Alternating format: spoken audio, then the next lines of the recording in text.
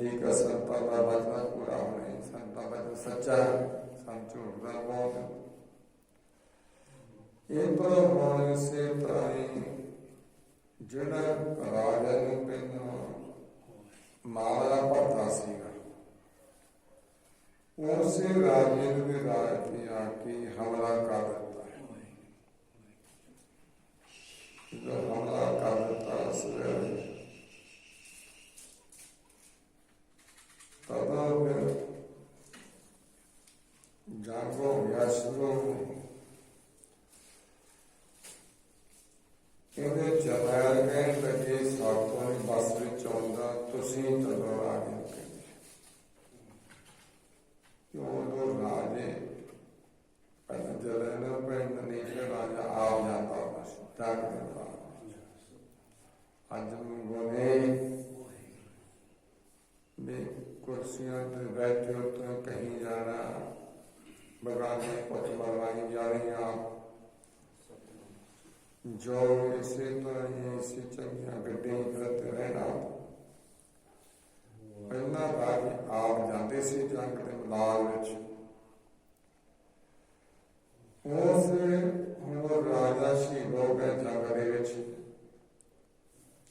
जब शहीद हो गया रानी को पता लग गया, जो जान लग गया राजा रानी को कह गया भी हम धर्म का युद्ध है, ये जो मेरा मुड़दा कोई पता नहीं वापस आना, ये बच्चे तो पालना करनी है। और जब थे शहीद हो गया रानी को पता लग गया, रानी कह लगी गोली कह लगी भी मैं हम पति तो रह नहीं सकती, इस करके तो जो आप बच्चे की पालना तय करनी, मैं तो सती होगा क्यों मैं राजे के हथ लागी दुश्मन दे, पता नहीं मेरा की करेगा, मेरा सतपथ कर देगा। इस करके तो मैं मरी चंगी अपने पति के नाल। उदों मर्यादा भी सी पति का सती होना स्त्री की। पिता गुरु अमरदास बंद कराया तक इन्होंने काबल दे सकते जे ना फिर बज जाती, फिर चुनाला जाते करे नहीं सी। जो ऐसी मर्यादा सी पहला पिता गुरु अमरदास आकर बास बंद कराया से काम कई हजे भी है चलती है मेरा। उस वेले रानी जाके अपने पति उनकी लाश लभ के चिखा बना के नाल सती हो गई, सिद्धियां पाई। इधर हम गौंदी ने पता सिंह जाल में दुश्मन है, दुश्मन कदों छूगा अपने दुश्मन के बच्चे वो लैके उतों तुर गई है। जब अगे गई है देश विच पता किया भी फलाने राजे का राज कहता सीधी राजा, उतो फिर अगे गई, उत्थे जाके संतां का डेरा सी बाहर, संतां के डेरे चली उत्थे सेवा करना करते संतान दी उन्हें आसन लैके ने अपनी बाहर चुंबी पानी एक गोली ने ते बच्चा संतां ने कोल छोड़ दिता है। और बच्चा उत्थे ना पढ़ता है संतां के पास ते ना भजन करता है, संगत करता है।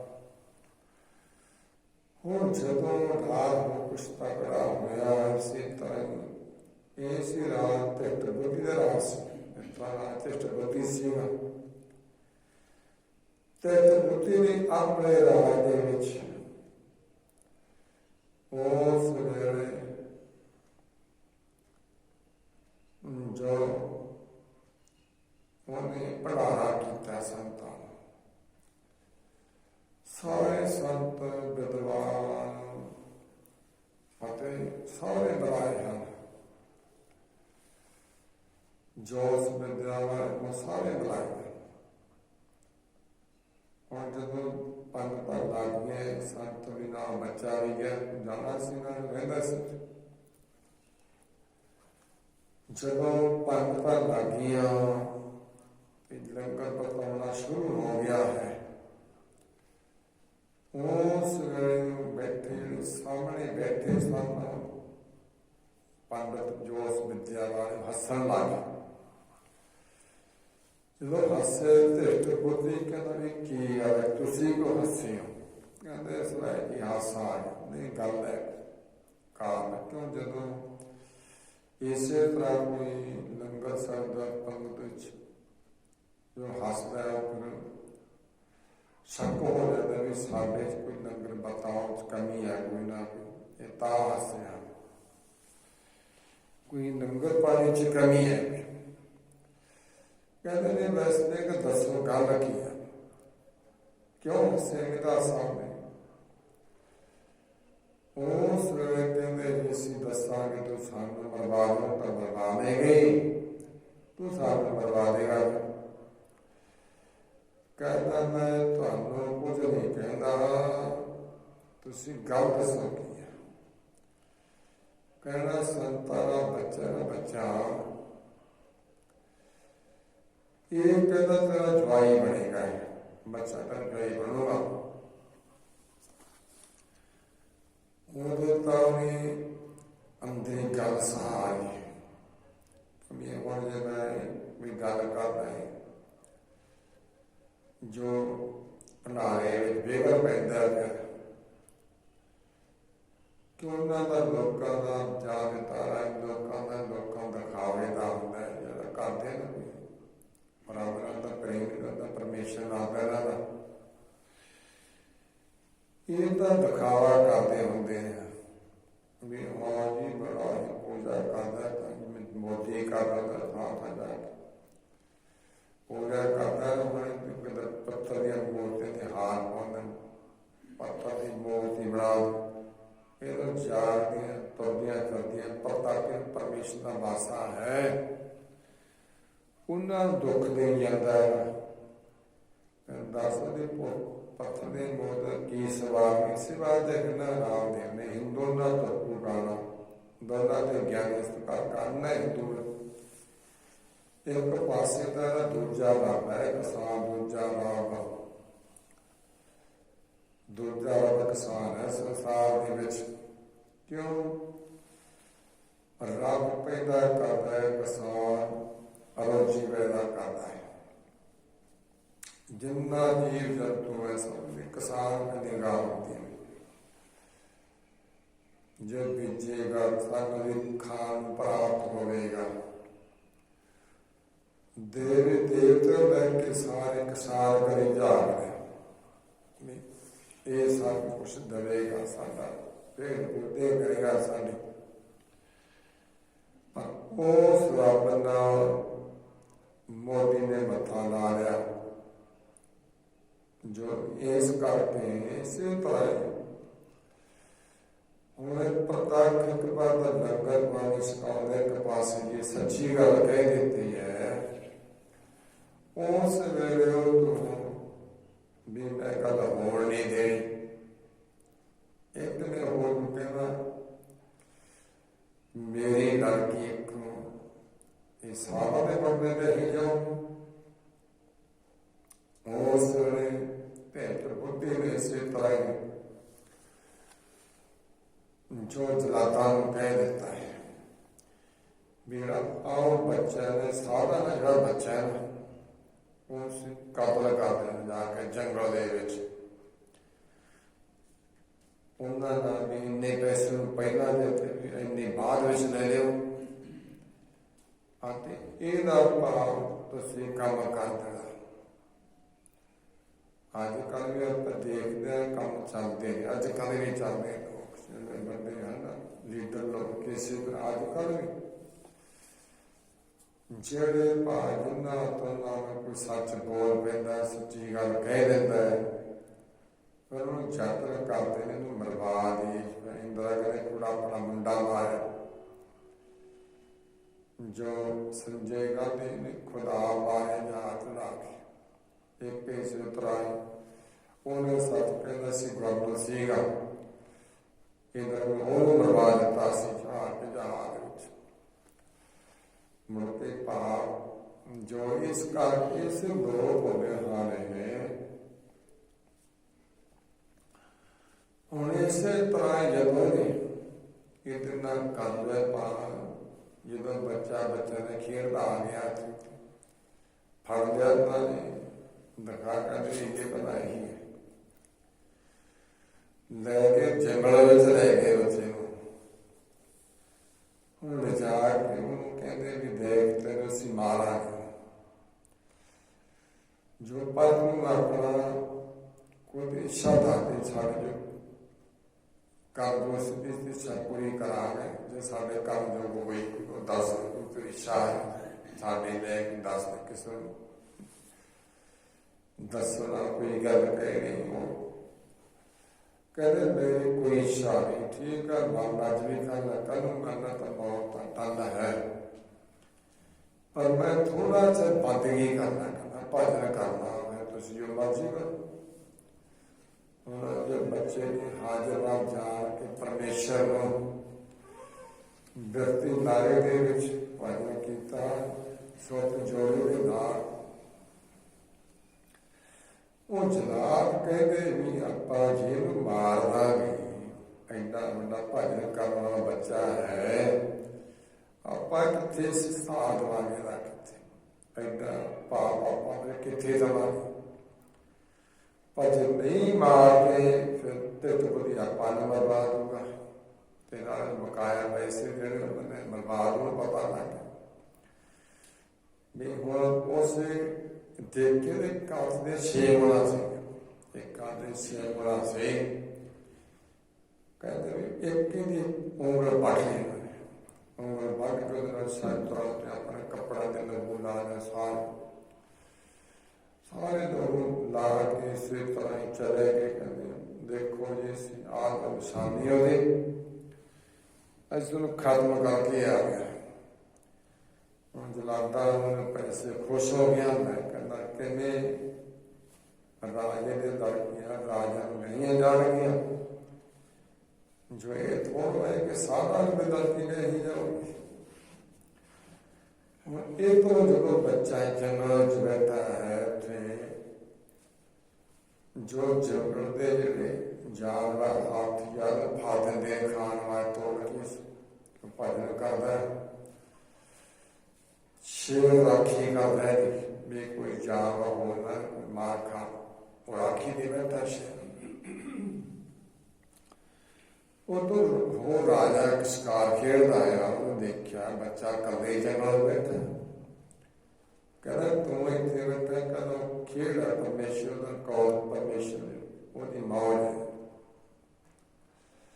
कहना चल मेरे नाम बैठा अपने घोड़े अपनी महिला कहीं लै गया। कहना मैं पुत्र अपने घर वाल को ला रही सी कहते अपन पुत्र मिल गया। उस वे जो इसी तरह सियाणा सी राजनीति जानता सी उन्हें इस घर जो पावे ने बड़े चंगे जब इन सारा संभालता राज तो ही तरा इन्हें फिर कुछ संतां की सेवा करके संगत करने वास्ते परमेश्वर का प्यार से उस मत अनुसार सुना उस मत अनुसार इसने जो सारे भजन करना देता है सारे नगर भजन शुरू कर देता है अपने देश के इसे तरह ही जिम्मे काश वक्त रखने हिंदू मत वो शुरू कर देते हैं। एक तरह की बड़ी महिमा होता पाजा बड़ी महिमा करता और बुद्धि देखो गल चल गई भी राजे ने लड़का मेरा बड़ा ज्ञान बड़ा सोहना बड़ा चंगा है ਸਗੋਂ ਦੇਖ ਕੇ ਉਹਦੇ ਭਲਾ ਤੇ ਨਾਲ ਜੀ ਆਪਾਂ ਲੜਕੀ ਦਾ ਰਿਸ਼ਤੇ ਕਰ ਦੇਵਾਂਗੇ। ਇਹ ਤਾਂ ਇਸੇ ਤਰ੍ਹਾਂ ਇੱਕ ਰਾਜਾ ਹੋਰ ਸੀਗਾ, ਉਹ ਤੇ ਬੁੱਧੀ ਨੂੰ ਮਾਮਲਾ ਭਰਦਾ ਸੀ ਤੇ ਇਹ ਵੀ ਮਾਮਲਾ ਭਰ ਸਗੋਂ ਮਾਮਲਾ ਪਤੀ ਰਾਜਾ ਭਰਦਾ ਹੁੰਦਾ ਸੀਗਾ। ਉਹ ਰਾਜੇ ਦੇ ਪਿਆਰ ਨਾਲ ਦ੍ਰਿਸ਼ਟਬੁੱਧ ਕਿਉਂ ਵੀ ਇਹਨਾਂ ਨੂੰ ਦਈਏ ਸੀ ਰਾਜ, ਇਹ ਕਿੰਨੇ ਚੰਗੇ ਕੰਮ ਕਰਦਾ, ਕਿੰਨੀ ਪ੍ਰਜਾ ਦੀ ਸੇਵਾ, ਕਿੰਨੀ ਚੰਗੇ ਪਾਸੇ ਲਾ ਰਿਹਾ ਤੇ ਬੁੱਧੀ ਨੂੰ ਦੇਣ ਉਸ ਮਾਮਲਾ ਇਹਨਾਂ ਨੂੰ ਦੇ ਗਿਆ। ਦੋਨਾਂ ਨੂੰ ਮਾਮਲਾ ਦੇ ਰਾਜੇ ਦੇ ਪਿਤਾ ਨੇ ਪੁੱਛਿਆ, ਪੁੱਤਰੇ ਆਪਾਂ ਕਹਿੰਦਾ ਵੀ ਦ੍ਰਿਸ਼ਟਬੁੱਧ ਰਾਜ ਰਹਿੰਦੇ ਆਪਾਂ, ਉਹਦੇ ਰਾਜ ਵਿੱਚ ਆਪਾਂ ਰਾਜ ਮਿਲਿਆ ਹੈ, ਆਪਾਂ ਉਹ ਦੇ ਕੇ ਆਉਣਾ, ਇਹ ਸਾਰਾ ਮਾਮਲਾ ਨੂੰ ਦੇਣਾ ਹੈ। ਹੁਣ ਇਸੇ ਤਰ੍ਹਾਂ ਇਹਨੇ ਚੰਦਰਹਾਸ ਨੇ ਆਪਣਾ ਬੰਦਾ ਭੇਜ ਦਿੱਤਾ ਵੀ ਜਾ ਮੈਂ ਕੁਛ ਆਪਣਾ ਸੀ ਨਾ ਉਹ ਸਾਰਾ ਵੀ ਦੇਸ਼ ਮਾਰਾ। ਹੁਣ ਜੋ ਦੇਣ ਗਿਆ ਉੱਥੇ ਮਾਮਲਾ ਦੇ ਕੇ ਉਸ ਕਹਿੰਦਾ ਮੈਂ ਹੁਣੇ ਬਾਹਰ ਸੁਣਾ, ਕਹਿੰਦੇ ਕੀ ਗੱਲ, ਕਹਿੰਦੇ ਸੀ ਇਸ ਕਰਕੇ ਕੱਲ ਨੂੰ ਸਾਡੇ ਬਰਾਦਰ ਸੀ ਇਸੇ ਤਰ੍ਹਾਂ ਵਰਤ ਰੱਖਣੇ, ਅਸੀਂ ਰਹਿ ਨਹੀਂ ਸਕਣਾ, ਬਾਸ ਹੋਣਾ। ਕਹਿੰਦਾ ਕਿਹੜੇ ਬਾਤ ਕੀ ਉਧਰ ਗਿਆ, ਕਹਿੰਦੇ ਸਾਡੇ ਜੋ ਰਾਜ ਨੇ ਬੜਾ ਵਧੀਆ ਚਲਾਇਆ, ਬੜੀ ਪ੍ਰਜਾ ਨੂੰ ਧਰਮ ਦੇ ਪਾਸੇ ਜੋੜ ਦਿੱਤਾ ਹੈ, ਇਸ ਕਰਕੇ ਮੈਂ ਰਹਿ ਨਹੀਂ ਸਕਦਾ। ਸੁਣ ਕੇ ਤਾਂ ਉਹਨੂੰ ਹੋਇਆ ਕਿਆ ਵੀ ਨਾਲ ਤਾਂ ਵੇਖ ਕੇ ਉਹਨਾਂ ਤੇ ਨਾਲੇ ਪਰਿਸਤੀ ਕਰਦਾ। ਉਸ ਜਦੋਂ ਆਇਆ ਦ੍ਰਿਸ਼ਟਬੁੱਧੀ, ਜਦੋਂ ਵੇਖਿਆ ਤਾਂ ਉਹੀ ਹੈ ਜਿਹੜਾ ਧੋਖਾ ਕਰਕੇ ਮਾਰਿਆ, ਜੋ ਉਸ ਬੜਾ ਗੌਰਵ ਹੋਇਆ ਨਹੀਂ, ਕਹਿੰਦਾ ਛੱਡਦਾ ਨਹੀਂ, ਮਾਰੋ ਕਹਿੰਦਾ। ਉਸ ਵੇਲੇ ਕਹਿਣ ਲੱਗਿਆ ਰਾਜੇ ਨੂੰ, ਰਾਜੇ ਨੇ ਬੜਾ ਸਤਿਕਾਰ ਕੀਤਾ, ਸੇਵਾ ਕੀਤੀ ਅਤੇ ਕਹਿ ਰਹੀ ਮੈਂ ਦਵਾਈ ਭੁੱਲਿਆ, ਆਪਣੇ ਲੜਕੇ ਨੂੰ ਭੇਜ, ਇਹਨੂੰ ਭੇਜ, ਮੈਂ ਦਵਾਈ ਲੈ ਕੇ ਦੇਵੇ, ਮੈਂ ਲਿਖ ਦੇਣਾ। ਇਹਨੇ ਚਿੱਠੀ ਲਿਖ ਦਿੱਤੀ ਹੈ, ਲਿਖ ਕੇ ਬੰਦ ਕਰ ਦਿੱਤੀ, ਬਿੱਖ ਦੇ ਦਿਓ। ਉਹਦਾ ਮੁੰਡਾ ਸੀ ਮਾਧਵ, ਕਹਿੰਦਾ ਮਾਧਵ ਪੁੱਤਰ ਜਦੋਂ ਆਪ ਇਹ ਤੁਸੀਂ ਲੜਕੇ ਨੂੰ ਬਿੱਖ ਦੇ ਦਿਓ। ਉਹ ਜਦੋਂ ਇਸੇ ਤਰ੍ਹਾਂ ਹੀ ਚੰਦਰਹਾਸ ਭੇਜ ਦਿੱਤਾ ਹੈ, ਉਹਨੂੰ ਚੰਦਰਹਾਸ ਗਿਆ ਉਸ ਵੇਲੇ ਜਾ ਕੇ ਬਾਗ ਵਿੱਚ ਕਿਉਂ ਆਰਾਮ ਕਰਨ ਲੱਗ ਗਿਆ, ਥੱਕਿਆ ਸੀ, ਸਾਮਾਨ ਨਾਲ ਠੰਡੇ। ਇਹ ਦੋਨੋਂ ਦੀ ਲੜਕੀ ਸੀ ਜੋ ਦ੍ਰਿਸ਼ਟਬੁੱਧੀ ਦੀ, ਉਹ ਇਸੇ ਤਰ੍ਹਾਂ ਸਹੇਲੀਆਂ ਦੇ ਨਾਲ ਸੈਰ ਕਰਨਾ। ਜਦੋਂ ਲੜਕੀ ਨੇ ਦੇਖਿਆ ਇਹ ਤਾਂ ਬੜਾ ਸੁੰਦਰ ਲੜਕਾ ਹੈ, ਬੜਾ ਸੁੰਦਰ ਲੜਕਾ ਹੈ, ਸ਼ਾਇਦ ਮੇਰਾ ਪਤੀ ਹੈ ਤਾਂ ਮੇਰਾ ਪਤੀ ਹੈ, ਕਹਿੰਦੇ ਮੈਂ ਤਾਂ ਮੈਨੂੰ ਪਤੀ ਮੰਨਣਾ, ਬਸ ਮੈਂ ਤਾਂ ਸਾਥੀ ਸੀ ਨਹੀਂ ਕਰਾਂ।